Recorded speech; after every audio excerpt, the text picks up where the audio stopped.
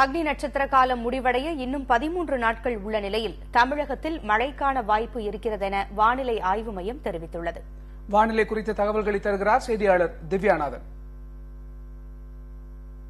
அக்னி நட்சத்திர காலகட்டத்தில் தமிழகம் புதுச்சேரியில மழைக்கான வாய்ப்பு இருக்கிறது இந்த செயற்கைக்கோள் புகைப்படத்தில் நம்மளால பார்க்க முடியுது.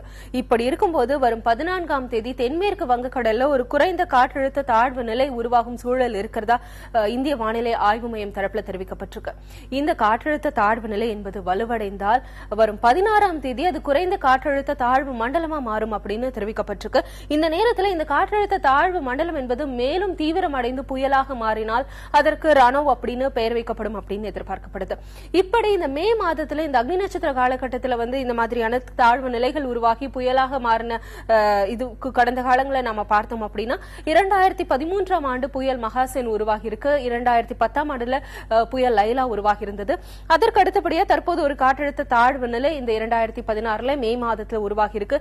இதனுடைய அடுத்த நகர்வு என்பது போக போகத்தான் தெரியும் அப்படின்னு வானிலை ஆய்வாளர்கள் தரப்புல தெரிவிக்கப்பட்டிருக்கு. எனினும் அடுத்த 24 மணி நேரத்தை நாம பார்த்தோம் அப்படின்னா தமிழகம் புதுச்சேரியில பரவலா மழை பெய்யும் அப்படின்னு தெரிவிக்கப்பட்டிருக்கு. அதுலயும் குறிப்பா மேற்கு தொடர்ச்சி மலை ஒட்டியுள்ள பகுதிகளில் மழைக்கான வாய்ப்பு இருக்கிறதா சென்னை வானிலை ஆய்வு மையம் தரப்புல தெரிவிக்கப்பட்டிருக்கு. கடந்த 24 மணி நேரத்தில் வெப்பம் ஒரு புறம் நீடித்தாலும் மறுபுறம் தமிழகத்தின் பல்வேறு இடங்கள்ல நெல்லை, கன்னியாகுமரி, தஞ்சாவூர் உள்ளிட்ட பல்வேறு இடங்களிலும் மழை பதிவாகி இருக்கிறத நம்மளால பார்க்க முடியுது. இதுதான் தற்போதைய வானிலை நிலவரம்.